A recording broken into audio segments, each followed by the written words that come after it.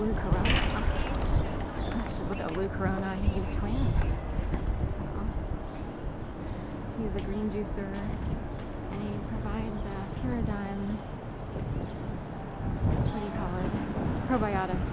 Whatever they're called. Which took me a minute here. Do we want kikis or do we want pants?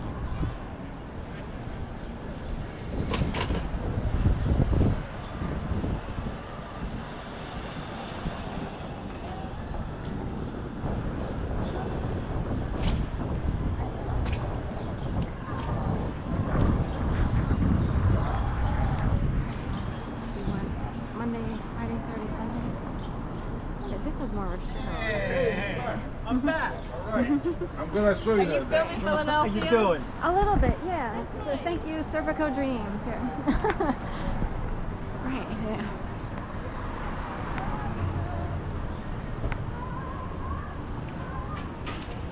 I smell more fish than anything else.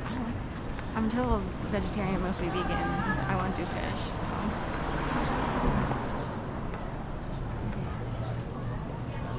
I don't slaughter anything, but I've never liked fish anyway, except for tuna fish or a lot of hollandaise sauce on salmon. That's about it. Swordfish could be done. It has to be done correctly, but only once. And also, I just don't like anything that's been killed placed on anything with eyes and a breathing apparatus, other than photosynthesis, you know, for plants and stuff. Vegetation is not sentient, so sentient beings are anything with an eyes, nose, anything with a face and a breathing apparatus that's, either lungs or gills. So I will only eat non-sentient beings, if you will, plants. They're not even really beings, so you have to draw the line somewhere. Some people are like upset that celery gets put in a green juicer and stalks, I don't mind putting celery stalks in the green juicer and just like grinding them down the juice. I'm okay with that, but point being, anything that seems to have emotion, if you can look at a pig or a cow and be okay slaughtering it, see, I can't. Also, I experienced something really bad, and in a way, this is my way of control, but also, would you want to eat something that's been slaughtered crying for its babies, crying to remain with its family, his or her family? Even, I feel badly saying this because I know it's a normal American pastime and that of many other countries to go to like SeaWorld and stuff like that.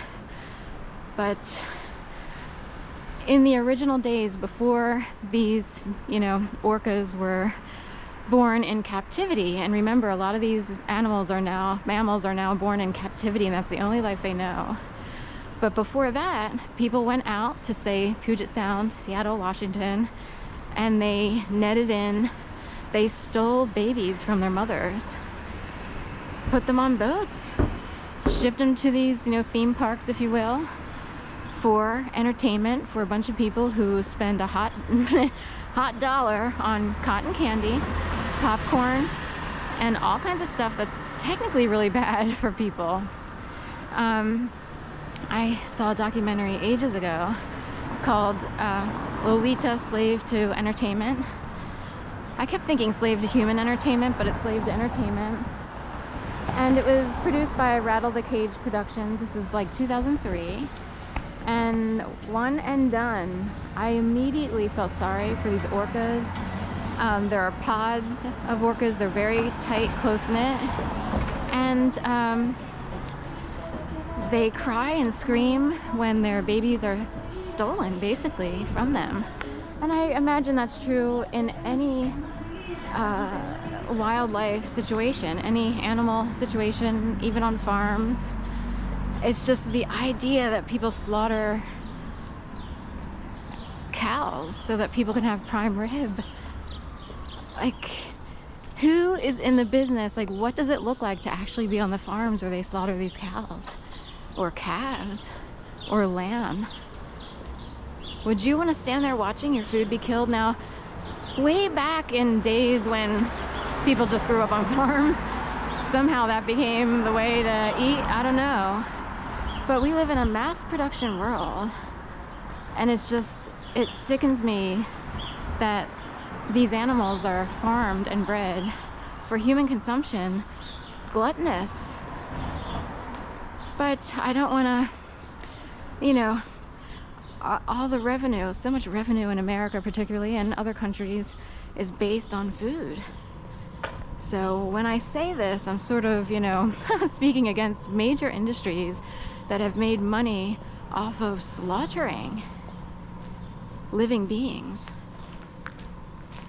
And having experienced something very bizarre, I've felt like Lolita. Some mammal jumping through hoops while people watch shoveling food into their pie holes. Crappy, shitty food. And they spend a lot of money on that food and a ticket to get into that theme park. Okay, so I will never ever eat meat ever again unless I'm completely destitute and have to beg for food, and that's the only thing offered. There are times when there aren't many options, but today, if you have the money to pay for your own food, we do have a lot of options if you can't completely go vegetable. There's, you know, tofu dogs, all kinds of options. Impossible meat, that's close enough. And, you know, I'm just saying, in modern era, there are plenty of options, and that's my little soapbox for today. I was slaughtered so badly by psychological warfare and then some. We are talking, it's way worse than anyone can ever imagine. So no thank you, I will not contribute to that world at all. Okay, have a great day.